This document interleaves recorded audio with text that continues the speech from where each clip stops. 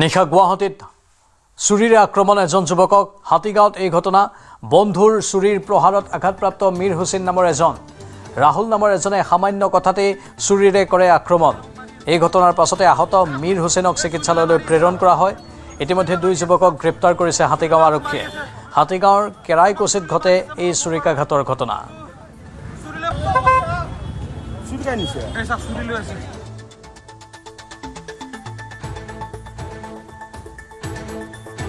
মাৰি আছে চাওক এই চুৰিলে মাৰি আছে চুৰিলে মাৰি আছে চাওক চাওক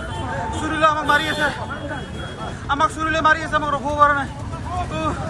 চুৰিলে মাৰি আছে একদম চুৰি জেগালৈ মাৰি আছে হাতত একদম চুৰি লৈছে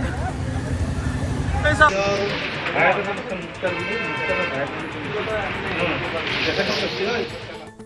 কথা বতৰা লৈ বিতৰ্ক লাগি কিনে মানে বাইকৰ চাবি তাবি কাঢ়ি লৈছে মাৰিছে বোলে 2-3জন 4জন মানে লগ হৈ একেলগে তাৰপিছত আমি শুনাৰ পিছত গ'লোঁ যোৱাৰ পিছত দেখা পাইছোঁ যে